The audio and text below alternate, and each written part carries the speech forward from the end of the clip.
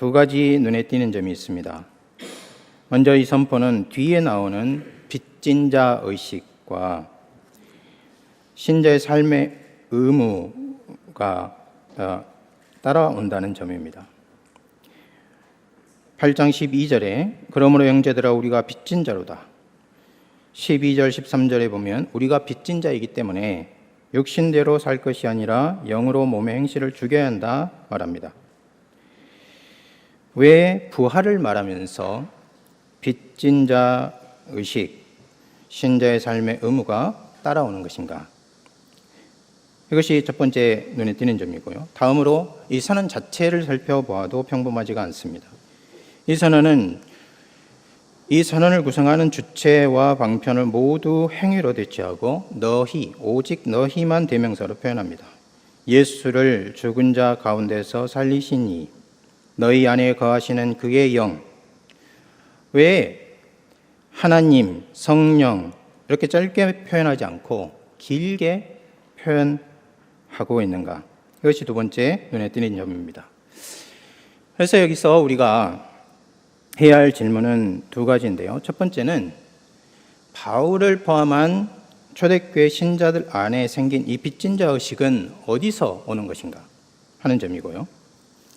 두 번째로는 이 빚진 자 의식 앞에서 말한 성령의 거주와 신자의 부활이 무언가 관련이 있어 보이는데 그 둘의 의미는 무엇인가 하는 점입니다. 오늘 이 두 질문에 대한 답을 찾아가는 중에 성령께서 우리 영혼에 빛을 비춰주시고 부활 복음의 풍요로움과 부요함을 깨닫는 시간이 되시기를 간절히 바랍니다. 세 가지를 살펴볼 것입니다. 빚진 자, 성령의 거주, 신자의 부활입니다. 먼저 빚진 자 의식을 살펴보겠습니다. 빚진 자라는 말은 로마서 8장 12절 이전에 등장합니다. 예를 들어서 로마서 1장 14절을 보면 헬라인이나 야만인이나 지혜 있는 자나 어리석은 자에게 다 내가 빚진 자라 말해요. 바울은 자신이 빚졌다고 말합니다. 누구에게 빚을 졌는가? 헬라인과 야만인, 지혜 있는 자, 어리석은 자입니다. 여기서 헬라인과 야만인은 헬라 사람들이 세계를 구분하는 방식이에요. 인류 중에 여기에 포함되지 않는 사람은 없습니다. 그렇다면 바울은 온 인류에게 빚진 자다라고 말하고 있는 셈이죠. 그 뒤에 나오는 표현은 이 생각을 좀 더 강화해 줍니다. 만일 지혜 있는 자, 어리석은 자라는 말이 속성으로 대상을 표현한 것이라면 바울은 인종적이고 지역적인 구분, 헬라인 야만인이죠. 그 속에 존재하는 인류에 보이지 않는 질적인 구분을 말하는 것이 틀림없습니다. 다시 말하면 헬라인이든 야만인이든 지혜로운 사람과 어리석은 사람 모든 사람에게 자신은 빚이 있다는 뜻이에요. 여러분, 이것이 그냥 말로 하는 것이 아니라 실제로 그런 의식을 가진다면 이것은 굉장히 무거운 것입니다. 그러나 사람이 어떻게 이런 빚을 질 수가 있겠습니까? 빚진 자라는 말은 원래 누군가에게 채무를 갖다는 뜻에서 출발합니다. 어떤 주인에게 한 종이 있는데 그 종이 그 주인에게 1만 달란트 빚졌다라고 말할 때 이 말을 씁니다. 여기에서 의무를 갖다는 뜻이 파생되고 만일 이 의무를 이행하지 못하면 그 불이행에 따르는 책임과 형벌이 주어집니다. 그래서 어떤 사람이 할례를 받으면 율법의 지배하에 들어가게 되기 때문에 율법 전체를 행할 의무가 있다고 말할 때나 또는 실로암 망대가 무너진 것 때문에 죽은 사람이든 그렇지 않은 사람이든 예루살렘 주민은 누구나 이 일과 상관없이 채무자, 죄인이라고 말할 때 이 말을 사용했어요. 바울이 자신을 빚진 자라고 말한다면 이 여러 가지 뜻 중에 의무를 갖는다 하는 뜻에 가장 가까울 것입니다. 이것을 로마서 1장 14절에 적용하면 그는 온 인류에게 어떤 의무를 갖는데 그 의무가 바로 복음을 전할 의무다라는 뜻이 될 것입니다. 이것은 사도의 사도의식이라고 볼 수 있어요. 이것은 빚진 자 개념의 일부이지만 전부는 아닙니다. 다음으로 빚진 자라는 말이 로마서 8장 12절 이후에도 등장해요. 예를 들어서 편지 말미를 보겠습니다. 로마서 15장 27절입니다. 제가 읽어보겠습니다. 로마서 15장 27절이에요. 저희가 마게도니아와 아가야의 그리스도인들을 가리킵니다. 저희가 기뻐서 하였거니와 또한 저희는 그들에게 빚진 자니 만일 이방인들이 그들의 영적인 것을 나누어 가졌으면 육적인 것으로 그들을 섬기는 것이 마땅하니라. 이방인은 이스라엘에게 속한 영적인 혜택을 나누어 가졌기 때문에 이방인에게는 그들의 육적인 것으로 유대인을 섬길 필요가 있다는 거죠. 이것은 현대의 개인주의적인 사고와 문화에서는 이해할 수 없는 주장입니다. 현대인은 이방인이 그리스도를 믿음으로 의를 얻고 하나님 나라의 상속자가 된 것이 유대인과 무슨 상관이 있는가 그렇게 생각할 겁니다. 하지만 이런 생각은 하나님이 신약 교회에 준 교회관, 하나님이 신약 교회에 주신 계시와 정면으로 충돌해요. 바울은 로마서 11장에서 하나님의 백성이 상속한 하나님의 나라와 구원 혜택 전체를 감람나무 한 그루에 비유합니다. 이 비유로 전체 구원 역사를 설명해요. 참 감람나무와 돌 감람나무가 따로 존재하지만 구원은 하나입니다. 전 구속사에 걸쳐서 한 감람나무가 완성될 뿐이에요. 따라서 하나님 나라가 유대인에게서 시작한다면 그들은 참 감람나무이며 뿌리부터 잔가지까지 본래 그들의 것입니다. 뿌리부터 열매까지 다 그들의 것이에요. 그런데 가지 몇이 꺾이고 그곳에 돌감람나무 가지가 접붙임을 받아서 뿌리에서 오는 진액을 나누어 받은 것과 같은 것이 바울 당시 현재, 지금 우리가 살아가고 있는 현재 상황입니다. 바울에 따르면 종말에 유대인들이 회심해서 다시 이 나무에 접붙임 되면서 구원은 완성됩니다. 따라서 돌감람나무 가지가 참 감람나무가 된 것이 식물계에 일어나는 소기적이듯이 이방인이 구원에 참여하는 것은 기적입니다. 기적 중에서도 놀라운 기적이에요. 실제로 바울은 이것을 기적을 넘어서 종말의 교회에 나타난 최고의 계시라고 말해요. 에베소서 3장 5절부터 11절 좀 긴데요. 제가 읽어보겠습니다. 에베소서 3장 5절부터 11절. 이제 그의 거룩한 사도들과 선지자들에게 성령으로 나타내신 것 같이 다른 세대에서는 사람의 아들들에게 알리지 아니하셨으니 이는 이방인이 복음으로 말미암아 그리스도 예수 안에서 함께 상속자가 되고 함께 지체가 되고 함께 약속에 참여한 자가 됨이라.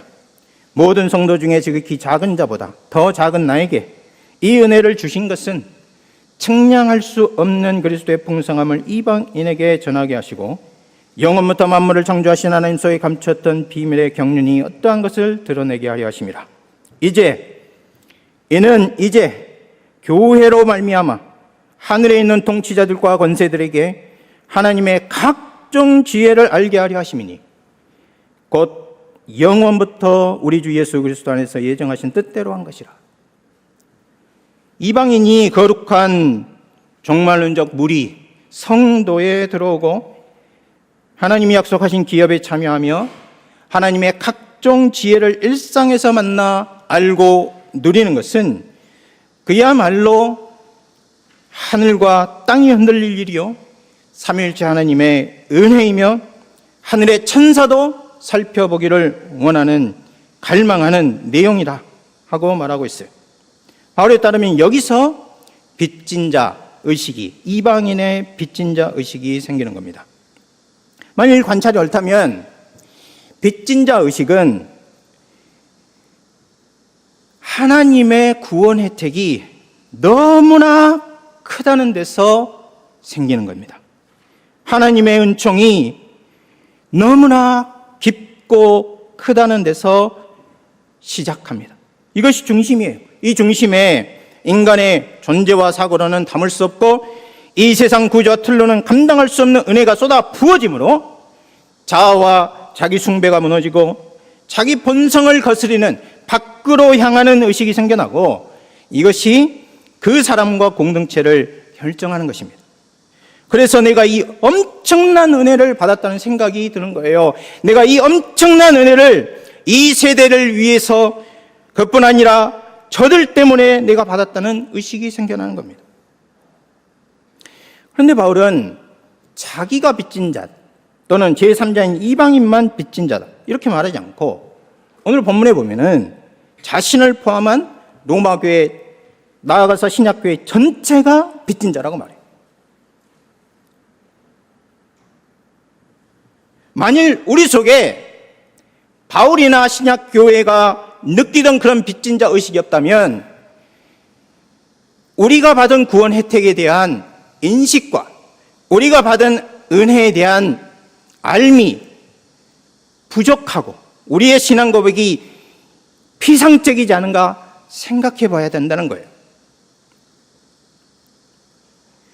앞의 관찰을 신약교회 전체가 빚진 자라는 이 말에 적용해 보면 바울과 초대교회부터 신약교회는 엄청난 혜택을 받았다는 사실을 인식하고 있어야 합니다. 과연 그것이 무엇입니까? 그것은 두 가지입니다. 하나는요, 성령의 거주입니다. 다른 하나는 신자의 부활이에요. 그러면 먼저 성령의 거주를 살펴보겠습니다. 바울은 하나님이 성령을 신자 안에 거하게 한다고 말해요. 그러면 우리가 다시 물어봐야 돼요. 한번 더 들어가서 성령의 거주하시면 그걸 뭘 말하는 것인가? 어떤 현실을 가리키는가? 성경에는요, 성령의 거하심과 비슷한 개념이 많이 등장합니다. 대표적으로 이 정말로 문맥에서 성령을 주심 또는 성령을 쏟으심, 우리말 번역에는 성령을 부어주심 이런 말이 나와요. 중요한 것은 성령을 주시고 부어주심 또는 쏟으시는 그런 일이 부활과 관련이 있다는 것입니다. 종말론적 회복과 관련이 있다는 거예요. 예를 들어서 에스겔 37장 14절에 보면 내가 또 내 영을 너희 속에 두어 주다는 말입니다. 너희 속에 주어 너희가 살아나게 하고 내가 또 너희를 너희 고국 땅에 두리라. 성령을 주시는 것이 부활과 관련이 있어요. 또 에스겔 39장 29절에 보면 또 내가 다시는 내 얼굴을 그들에게 가리지 아니하리니 이는 내가 내 영을 이스라엘 족속에게 쏟았음이니라. 성령의 쏟아주심이 나오는데요, 여기는 종말론적 회복과 관련이 돼요. 그래서 40장부터 48장까지는 하나님이 이스라엘 나라를 어떻게 회복시킬지 장엄하게 묘사합니다. 이것이 그 서론이에요. 그런데 바울은 여기서 로마서 8장 11절에서 주심이나 쏟으심이 아니라 거하심을 말하고 있어요. 지금 바울이 신자 안에 성령이 거하신다고 말할 때 무슨 생각을 하는 것일까요? 우선 바울의 생각이 깊이 들어가기 전에 사도 요한의 말에 도움을 받아보겠습니다. 사도 요한은 이와 동일한 현실을 약간 다른 말로 표현을 했는데요. 요한은 신자 또는 어린 양의 신부를 이렇게 말합니다. 이건 한번 같이 찾아보겠어요. 요한계시록 21장 16절입니다. 요한계시록 21장 16절. 차에서 같이 한번 읽어보겠습니다. 그 성은 시작. 그 성은 네모가 반듯하여 길이와 너비가 같은지라. 그 갈대자로 그 성을 측량하니 12,000 스타디온이요 길이와 너비와 높이가 같더라. 자, 이것은요 건축학적으로 표현한 신학적 메시지입니다. 다시 말하면 새 예루살렘 거룩한 성이 신자를 가리킵니다. 새 예루살렘 거룩한 성이 길이와 너비와 높이가 같다는 거예요. 동일하다. 여러분, 구약에서 성막과 성전에서 이러한 공간은 지성소밖에 없습니다. 그럼 이것이 무슨 뜻입니까? 만일 요한이 무언가를 생각하는데 가로, 세로, 높이가 다 같은 그런 공간을 생각했다면 어린 양의 신부, 즉 신약의 신자가 성막이나 성전의 지성소로 여겨진다는 뜻이에요. 하나님이 신자를 지성소로 삼으시고 거기에 거하신다는 뜻입니다. 그것도 종말에 가서 성화가 완성된 후가 아니라 지금 여기에서 그리스도를 믿는 신자라면 누구나 차별 없이 머물고 계시다는 뜻입니다. 또 주목해야 할 점이 또 있습니다. 그 성의 가로, 세로, 높이가 얼마입니까? 길이가? 길이, 높이, 너비. 이렇게 말하면 안 되죠. 길이, 너비, 높이. 얼마입니까? 12,000 스타디온이에요. 이 성의 가로, 세로, 높이는 12,000 스타디온이에요. 여러분, 1스타디온이 약 185m입니다. 그러면 12,000 스타디온은 약 2,220km 정도 돼요. 여러분, 2,220km, 이게 무슨 숫자일까요? 무엇을 의미할까요? 요한계시록의 다른 곳에서처럼 상징수인 12 그리고 1000을 도입한 것이 틀림없습니다. 그러니까 이것은 건축학적으로나 아니면 토목공학적으로 사람이 어떤 길이나 넓이를 재서 나온 정확한 수치가 아니고 어림수인 거죠. 그럼에도 불구하고 왜 12,000 스타디온인지 우리에게 궁금증이 남아요. 이 수는 로마 제국의 가로, 세로 실제적인 경계일 수 있어요. 여러분, 로마 제국은 동서로 3,400km이고요. 남북으로 2,300km입니다. 에드워드 기번 같은 19세기 로마 사가는 자신이 쓴 책에서 로마 제국의 이 동서 길이와 그리고 남북 폭을 각각 3,000마일, 2,000마일 이상이라고 말했어요. 그러면은 동서 길이가 4,800km 정도 되고요. 그다음에 남북으로 3,200km 정도 됩니다. 그러면은 제가 말씀드린 거하고 좀 다르죠? 제가 왜 그렇게 말씀드린지 말씀을 드릴게요. 로마 제국이 기본에 따르면 4,800km, 3,200km지만 그 당시 일반 사람들은 그렇게 인식하지 않았을 수 있어요. 요한이나 바울도 그렇게 보지 않았을 수도 있습니다. 왜냐하면 지금 현재 프랑스와 독일 지역을 이루고 있던 고을 지역, 그리고 현재 스페인 지역은 로마의 속주이긴 했습니다. 그러나 끊임없는 반란과 독립운동이 일어났고, 이런 이유로 마치 다니엘 예언처럼 철과 진흙이 이렇게 진흙을 합해놓은 것처럼 그 결합이 느슨했어요. 로마 제국의 권세가 끝까지 미치는 영역이 아니었습니다. 그러면 실제로 브리타니아 빼고 그리고 고을 지역과 에스파냐를 뺀 상태에서 실제적 동서 경계를 마실리아에서 시리아까지 본다면 그 거리가요 2,300km입니다.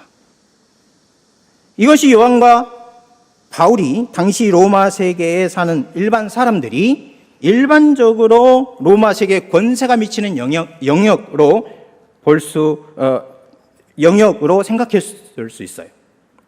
자, 그러면은 이 숫자를 보십시오. 동서경계도 2300, 남북폭도 2300이에요. 이 숫자는 12,000 스타디움과 거의 비슷한 숫자입니다. 12,000 스타디움을 계산하면 2220km예요. 여러분, 만일 이 관찰력을 타면은 사도 요한은 지금 새 예루살렘의 성의 규모가 실제적 로마 제국의 권세가 미치는 영향 경계와 일치한다는 겁니다. 다시 말해서 사도 요한은 로마 제국, 아니 온 세계가 로마의 황제가 다스리고 거하는, 또는 로마 황제나 고위 관리들의 영광이 머무는 것이 아니고 하나님의 영광이 거주하는 지성소가 될 것이라고 본 거예요. 여기서 사도 요한과 바울의 시각이 만납니다. 바울은 하나님의 영이 너희 가운데 가신다고 그래요. 이때 너희는 좁게는 로마 교회 교인들을 가리켜요. 그러나 넓게는 20년 동안 자신이 쉼 없이 여행하면서 복음을 전파한 로마 제국 전역에 있는 그리스도인을 가리킵니다. 따라서 바울은 전 세계에서 그리스도께 속한 자가 있는 곳은 어디나 하나님의 영이 거하신다고 봤고 온 세계를 하나님의 지성소로 보고 계신다고 말하는 거예요. 이것은 구약에서 성령을 부어주심과 성령을 주심 또는 쏟으심을 약속할 때 선지자들이 보았던 이상을 훨씬 넘어서는 겁니다. 신약에 따르면 성령께서는 타락하여 폐허와 같은 세계와 부패 냄새나는 물고기 같은 인간에게 그저 오시고 그저 부어주시는 것만이 아니라 그 인간의 몸과 영을 모두 그 안에 거하시고 그 인간의 몸과 영을 생명으로 이끄십니다. 그러면 바울은 어떤 배경에서 이렇게 성령의 거하심, 현재적 거주를 말하고 있습니까? 그것은 신자의 부활입니다. 이제 마지막으로 신자의 부활 부분을 살펴보겠습니다. 여러분, 로마서 8장으로 다시 돌아와서 로마서 8장 10절과 11절을 보겠습니다. 여러분이 찾으신 동안에 제가 읽어볼게요. 로마서 8장 10절 11절입니다. 또 그리스도께서 너희 안에 계시면 몸은 죄로 말미암아 죽은 것이나 영은 의로 말미암아 생명이니라. 예수를 죽은 자 가운데서 살리신 이의 영이 너희 안에 거하시면 그리스도 예수를 죽은 자 가운데서 살리신 이가 너희 안에 거하시는 그의 영으로 말미암아 너희 죽을 몸도 살리시리라. 제가 감정을 넣지 않고 같은 속도로 읽었지만 바울은 로마서 8장 11절의 성령의 거하심을 매우 긴박하게 말했을 수 있습니다. 왜냐하면 바울은 자신이 바로 그 앞절에서요, 8장 10절에서 말한 내용을 의식했고 이것을 진지하게 받아들이면 엄청난 반문이 그 듣는 사람들의 마음에 일어나기 때문입니다. 여러분 8장 10절을 여러분 보고 계십시오. 보고 계시면 보세요. 세 가지를 말합니다. 그리스도께서 거주하신다, 몸의 상태가 어떠한가, 영의 상태가 어떠한가. 그런데요 11절에 오면은 거하시는 것을 8장 11절 초반절에서 말해요. 그런 다음에 몸은 죄로 말미암아 죽은 것이나 그 자리에 너희 안에 거하시는 그의 영으로 말미암아 너희 죽을 몸도 살리시리라. 그 말을 하고 있습니다. 그리고 그 다음 영은 의로 말미암아 생명이라는 대응되는 말이 나오지 않아요. 자, 이것을 좀 더 설명을 해보겠습니다. 하나님의 영이 신자에 거하시면 신자는 육신에 있지 않고 영에 있습니다. 그것이 8장 9절의 내용이에요. 다시 말해서 육신이 죄와 사망의 지배 아래 있고 신자가 아직 육신을 벗지 못했기 때문에 신자 또한 죄와 사망의 지배 영역에 있습니다. 하지만 신자에게는 성령이 내주하시기 때문에 성령의 지배 영역에 속하고 성령이 생명의 근원이시기 때문에 신자 또한 생명을 누립니다. 이것은 신자가 받은 구원의 현재 상태를 가리켜요. 이런 배경에서 바울은 그리스도께서 그리스도께서 너희 안에 거하시면 몸은 죄를 통해 죽은 것이지만 영은 의를 통해 생명이니라 말했어요. 여기서 아까 말씀드린 것처럼 심각한 질문이 제기돼요. 그러면 신자의 몸은 어떻게 되는 것인가? 그리스도의 영이 내주하심에도 불구하고 신자의 몸을 죽음에 던지시는가? 성령이 안에 계심에도 불구하고 신자의 몸은 죽음에 내던져지는가? 그런 질문이 생기는 거예요. 바울은 이 질문에 지체 없이 대답을 하는데 그 대답이 로마서 8장 11절 후반절인 거예요. 하나님은 너희 안에 거하시는 성령을 통해서 너희 죽을 몸을 살리시리라. 이때 바울이 예수를 죽은 자 가운데서 살리신 이의 영이라고 말하면서 먼저 신자의 부활을 이제 말하는데, 이 신자의 부활을 그냥 말하지 않고 과거 25년 전 바울이 로마서를 쓸 때 약 25년 전에 일어났던 역사의 한복판에서 일어난 사건과 이렇게 연결합니다. 하나님이 성령을 통해서 그리스도를 살리셨다. 그 영이, 그 하나님의 영이 너희 안에 머무시면 그 성령으로 너희 몸도 살리실 것이다. 이렇게 이제 말하고 있는 것이죠. 그러면 우리가 과거 25년 전에 일어났던 그 부활 사건이 어떤 사건인지를 알아야겠죠. 그래야만 성령을 통해 살리신다는 내용이 들어오게 될 것입니다. 이것을 바울보다 더 잘 설명할 수 있는 사람은 없어요. 에베소서 1장 20절에 이렇게 말합니다. 에베소서 1장 20절, 그의 능력이 그리스도 안에서 역사하사 죽은 자들 가운데서 다시 살리시고 하늘에서 자기 오른편에 앉히시니라. 이 말씀에 따르면 죽은 자들 가운데서 다시 살리실 때 하나님의 능력, 에베소서 표현에 따르면 그 힘의 위력, 그것이 작용했어요. 이전에 창조할 때 무에서 유를 창조하실 때 온 세계에 이 능력이 투입이 됐습니다. 그런데 여기서는 전 우주가 아니고요, 한 인물에 그 하나님의 능력이 집중이 돼요. 왜 하나님은 이렇게 균형이 맞지 않는 일을 하시는가? 바울의 사고에 따르면 그것은 불균형이 결코 아닙니다. 여기서 하나님이 죽은 자 가운데서 살리신 일, 그리고 그 부활자를 하나님의 우편, 즉 하나님의 동등한 위치에 통치권에 들어오게 하신 것은 단지 한 개인에게 적용한 일이 아니기 때문에 그렇습니다. 이것은요, 재창조예요. 다시 말해서 죽은 자의 사회에서 첫 번째 부활 생명을 소유하고 오는 세계에 참여할 새 인류의 머리를 세우는 일입니다.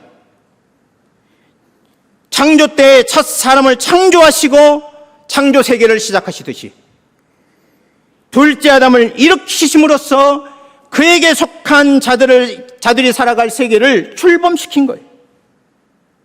그런데 이 일은요, 예수님 당시 또 바울 당시 사람들이나 유대주의에 따르면 역사 속에서 일어나지 않고 종말에 일어납니다. 그런데 바울은 에베소서에서도 로마서에서도 역사적 실존 인물에게 이 재창조의 일이 일어났다고 말하고 있는 거예요. 다시 말하면 약 25년 전에 팔레스타인에서, 다시 말하면 구체적인 시간과 구체적인 공간에서 일어났다고 말하는 겁니다. 이것은 무엇을 의미합니까? 하나님이 운영해 가시는 세계에, 그 구조에 커다란 변화가 생긴 거예요. 종말에 일어날 일이 역사 속으로 들어온 것입니다. 하나님이 이 일을 행하셨고 이 일에 자신의 재창조 능력을 투입하신 거예요.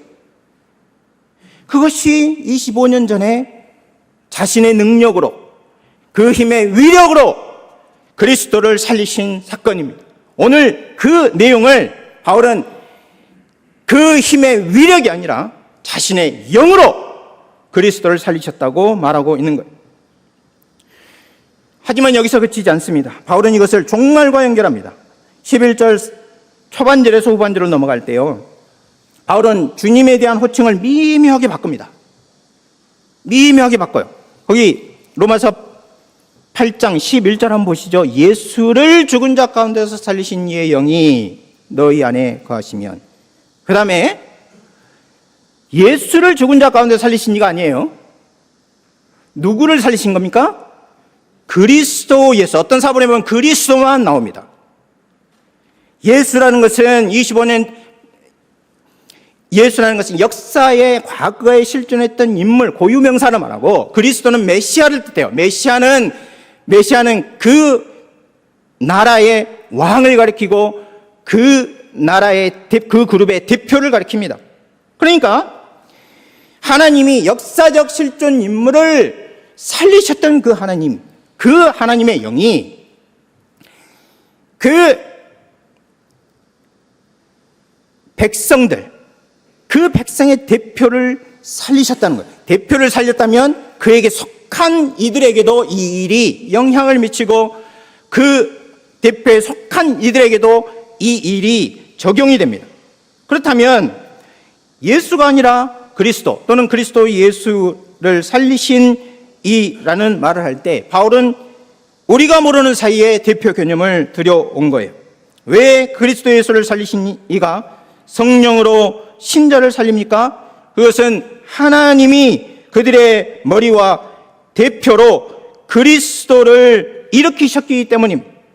다시 말해서 그리스도를 부활케 하실 때 한 의로운 개인을 부활케 한 것이 분명한 사실이지만, 더 근본적으로는 그리스도 안에서 모든 신자들을, 그리스도 안에서 그리스도께 속한 모든 자기 백성들을 살려내신 거예요. 그리고 앞으로 몸의 구속을 이루실 것을 계획하신 거예요.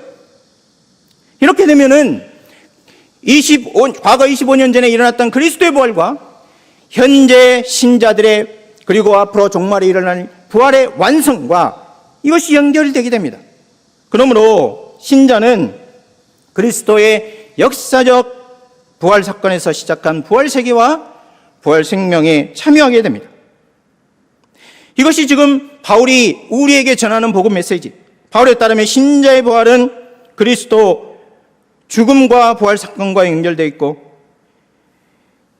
그 전형이 이미 역사의 한복판에서 일어나서 온 우주의 구조를 바꾼 종말론적 구속 역사에 있습니다. 나아가서 신자의 부활은 아버지께서 아들을 살리실 때 사용하신 방편과 연결되어 있어요. 왜냐하면 하나님은 성령으로 아들을 살리셨듯이 너희 안에 거하시는 그의 영을 통해서 신자의 죽은 몸을 살리실 것이기 때문입니다. 하지만 왜 이렇게 하셔야 됩니까? 그리스도께서 혼자, 하나님이 하시지 않아도 그리스도께서도 자기에게 속한 자들을 무덤에서 끌어낼 수 있고, 하나님 혼자 할 수도 있는데 왜 하나님이 그의 영을 통해서 그의 아들을 살리신 그의 영으로, 그리고 너희 안에 거하시는 그 영으로 살리시는가? 여기에 바울이 복음을 전한 부활 복음의 두 번째 깊은 뜻이 있습니다. 성령이 너희 속에 거하신다고 말할 때 이 말은 현재예요. 현재 시상은 현재적 진행과 반복을 가리킵니다. 그렇기 때문에 너희 속에 거하신다 하는 것은 너희 속에 미래에 거할 것이다 라는 뜻만 가리키는 것이 아니고, 지금 이 자리에서 거하시고 앞으로도 계속된다, 그런 뜻입니다. 설사 그것이 우리 생애 20년, 30년, 100년 넘어되는 인생에서 우리가 죽더라도 그 일은 변함이 없어요. 예수를 죽은 자 가운데 살리신 영이 너희 안에 거하시는 것이 사실이라면, 하나님은 너희 안에 현재 지속적으로 거주하시는 성령으로 너희 죽을 몸을 살리실 것이다 말하는 겁니다. 그러면 하나님이 성령을 통해서 우리 죽을 몸을 살리실 것이라면 성령을 재림 때 보내서 몸의 부활을 이루시면 되는데, 굳이 여기서 오늘 신자들 안에 계속 거주하게 하시는 이유는 무엇입니까? 두 가지에 주목해야 됩니다. 첫 번째는 여러분, 이 본문 말씀에서 하나님이 살리시는 대상이 무엇인가 주목해야 돼요. 바울은 단지 너희가 아니라요, 너희 죽을 몸을 살리실 것이라고 말합니다. 이것은 11절에 나오는 내용인데, 이것은 10절에 나오는 죽은이라는 말하고 약간 차이가 있습니다. 죽은이라는 말은 상태를 가리킵니다. 현재 죽어 있는 상태를 가리켜요. 그러나 죽을이라는 말은 죽을 운명에 있다, 그런 뜻입니다. 이 두 형용사는 따로 있을 때는 각각 의미를 갖지만 오늘 본문에서는 둘이 서로에게 의미를 부여해요. 바울은 8장 10절에서 3절을 포함한 각 인간의 현재 상태를 성령과 극과 대조되는 인간의 생명 관점에서 생생하게 묘사해요. 생명의 근원이 있고 그 생명의 근원과 비교했을 때 현재 죽어있는 상태와 같은 이들이 있다는 겁니다. 그런데 11절로 넘어오면 죽을 인간의 몸이에요. 죽을 인간의 몸이란 인간 본성이 향하는 변화시킬 수 없는 방향을 가리킵니다. 죽을 운명에 있다는 거예요. 내가 살아있다고 느끼든, 내가 연약하다고 느끼든, 아니면 내가 죽어있다고 실제로 신학적인 현실을 깊이 느끼다 하면 상관이 없습니다. 죽을 운명, 방향이 정해져서 그곳으로 계속 가고 있다는 거예요. 그것은 미래에만 해당되는 것이 아니고 현재에도 그렇고 전에도 그랬어요. 인간이 존재하는 순간순간, 과거, 현재, 미래를 통틀어서 죽을 운명으로 인간의 몸이 가고 있어요. 죽을 운명은 개인의 죽음이나 세계의 종말에 가서 비로소 나타나는 현실이 아닙니다. 모든 인간이 매일매일 마주하는 현실이에요.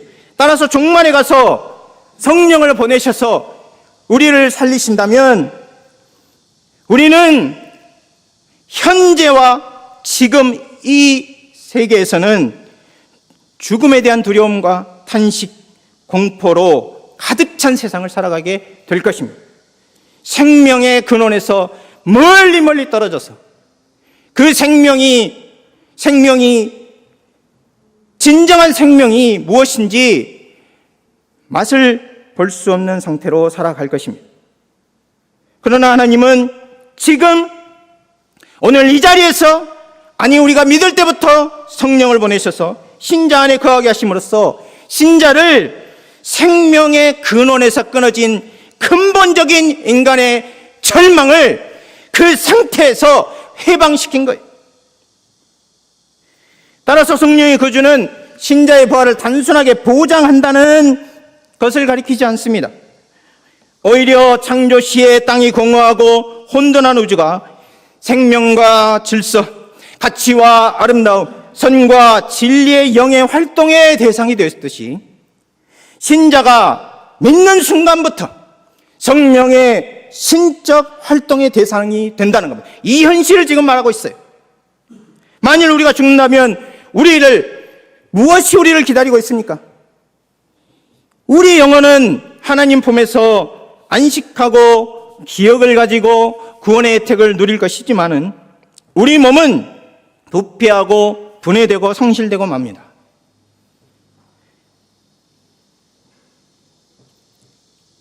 그게 뭐 어때? 내가 하나님 품에 있는데. 여러분, 인간이 자기 몸이 없을 때는 진정한 자기가 아니에요. 하나님이 보실 때 진정한 하나님의 영광, 하나님의 형상이 회복된 것이 아니에요. 그렇기 때문에 우리 몸이 그렇게 중요한 겁니다. 그런데 그 몸은 부패하고 분해하고 상실되고 말아요. 그래서 우리가 우리 몸의 통제력을 갖지 못합니다. 우리 통제력의 범위를 벗어나기 때문에 그래요. 그러나 성령께서는 우리 안에 영혼뿐만 아니라 죽을 몸에 여전히 거하십니다. 이것은 우리가 죽게 됨으로써 우리 몸에 대한 통제를 갖지 못한 상황에도 변함없이 지속돼요. 한 개인이 죽더라도, 여러 세대가 지나더라도 성령의 활동을 멈추지 않습니다. 인간은 죽을 운명에 맞설 수가 없으나 성령께서는 우리 죽을 몸을 영원히 붙드시고 지배하시고 썩고 분해되더라도 모든 요소를 붙드시고 마지막 날에 살려내실 거예요. 우리 존재와 본성의 모든 것은 성령 안에 유지되고, 성령은 우리 몸이 다 없어질지라도, 다 분해돼서 사라질지라도 우리 본성 중에 하나도 잃어버리거나 파괴되는 것이 없도록 일하십니다. 우리 안에 계속 머물면서 신자의 몸이, 우리 몸의 결말이 죽음으로 끝나지 않도록 신적인 능력과 오는 세계의 생명으로 지키고 있는 거예요. 신자가 이러한 구원을 받은 것입니다. 이것이 바울이 우리에게 전하는 부활 메시지예요. 말씀을 맺겠습니다. 하나님의 생각은요, 너무나 높고 하나님의 일하심은 지극히 큽니다. 하나님의 사랑은 한없이 깊습니다. 인간은요, 죽음 앞에서 아무 생각도 할 수가 없습니다. 죽음은 영혼과 몸처럼 이렇게 보이지 않고 밀접하고 근본적이며 신비적인 연합을, 우리 몸이 이렇게 결합이 된 그러한 연합을 깨트립니다. 여러분, 세상에, 이 우주에 이런 권세를 갖고 있는 존재는 없어요. 죽음은 그런데 그 연합을 깨트려요. 아무도 이 죽음이 오는 길을 막을 수가 없습니다. 그래서 인간은 몸을 포기하고 많은 사람들이 영혼 불멸도 내주고 그럽니다.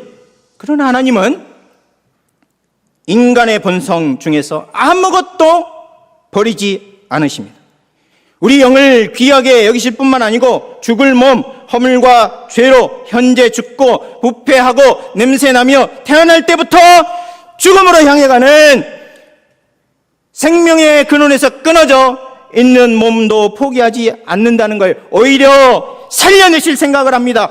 그것도 죽음이 찾아오는 순간 급하게 수습하려고 하는 즉흥적인 생각이 아니고 이미 인간을 창조하기 전부터 계획을 하셔요. 이것이 하나님의 생각이에요. 인간은 생명을 위해서 아무 일도 할 수 없습니다. 기껏해야 영혼을 깨끗하게 하고 노력하고 또 더 높은 자와 이성으로 더 나은 자와 감정, 의지를 통제하려고 할 뿐이죠. 몸은 버립니다.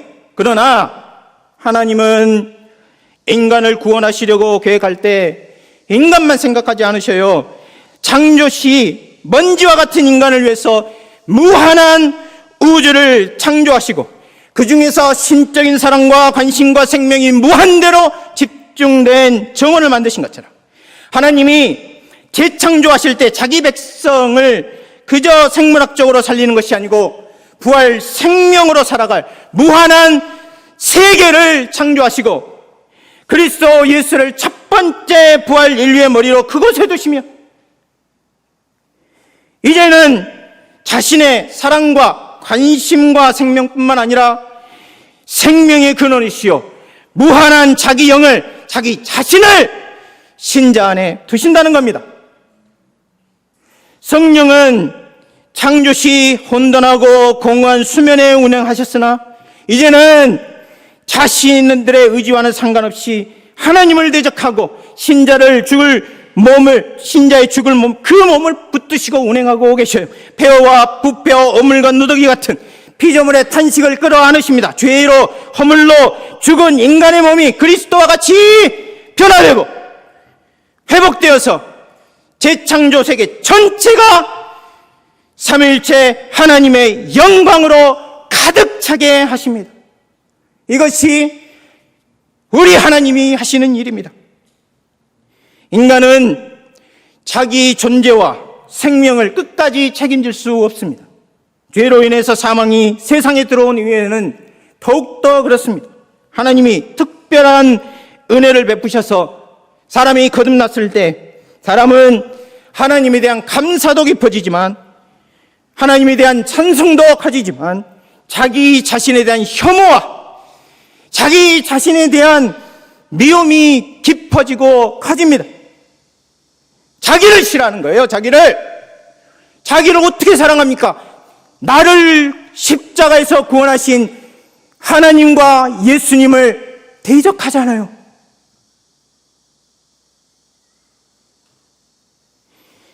그런데 성령님은 이런 죽을 몸에 가까이 하십니다. 아끼고 사랑하십니다. 그런데 그 몸이 하나님을 대적할지라도 가까이 거하시고 사랑하시는 것. 왜 그렇게 하십니까? 그 몸이 창조주의 작품이기 때문에, 구속받은 자기 백성의 존재 양식에 속하기 때문에, 성령의 생명의 근원으로 죽음을 극복할 수 있기 때문에, 어떤 이유, 무엇을 생각하더라도 이 사랑을 설명할 길이 없어요. 왜냐하면 성령께서는 신자 안에서 신자를 지성소로 삼으시고 그곳에서 경배와 영광과 사랑을 받으시는 것보다 그 신자의 죽을 몸이 자신을 대적하고 자신에게 공격적으로 나오고 또 자신을 반역하는 그 상황에 직면해야 하기 때문입니다. 죽을 몸의 반항과 거역, 썩음과 취가 악취를 그 안에서 거하시는 순간부터 종말의 몸의 구속이 이루어지는 순간까지 성령님이 견디셔야 하기 때문입니다. 이것을 아시면서도 따로 지성소를 찾아서 거기 거하시지 않고 이 부패한 옛세계를 자신이 몸을 지성소로 삼으시고 특별히 자기가 구원한 신자를 자기의 집과 거처로 삼으셨다는 거예요. 그리고 신자의 모든 것, 죽고 썩고 거스리고 대적하는 신자의 죽을 몸까지 신적인 사랑의 충만으로 붙들고 계셔요. 이것이 하나님의 사랑입니다. 그러므로 신자는 이 현실 앞에 무릎을 꿇어야 합니다. 이 현실을 깊이 인식하려고 노력해야, 신자는 이 삼위일체 하나님께 자기 얼굴을 향해야 하는 거예요. 그분의 일하심, 그분의 생각, 그분의 사랑을 볼 수 있도록 갈망해야 합니다. 참여하기를 열망해야 해요. 하나님이 자신의 생각과 일하심과 사랑으로 어떻게 하나님 나라를 이루어 가시는가, 어떻게 부활세계, 재창조세계를 운영해 가시는가를 알고 내가 지금 어디에 있는지를 깨닫도록 간구해야 하는 거예요.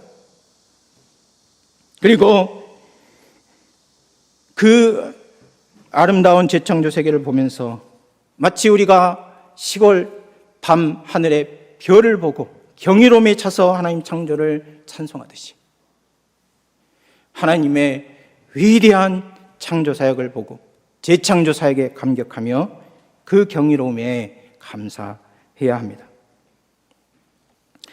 오늘 말씀을 생각하면서 함께 기도하도록 하겠습니다.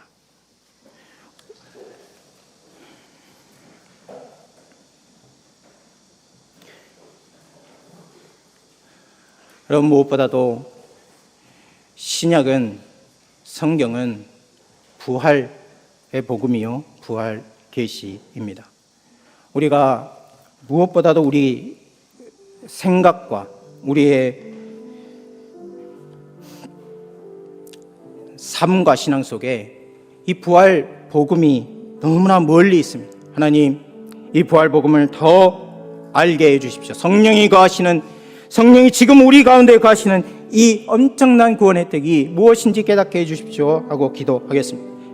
그것을 위해서 우리의 경험의 틀을 벗어나서 계시에 입각하고 또 세계를 보는 눈, 복음의 빛에 의존해서 역사를 보는 눈을 갖게 해 주십시오 하고 함께 기도하도록 하겠습니다.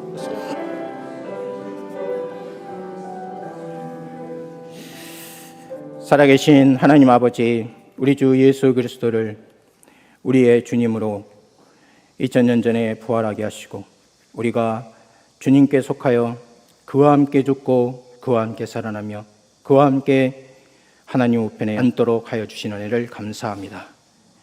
이 신자의 정체성을 잃지 않고 주님의 말씀을 갈구하고 성령을 갈구해서 주님 부활 복음의 영광을 우리 마음, 우리 영혼, 우리 가정, 우리 교회에 가득하게 할 수 있도록 축복해 주시옵소서.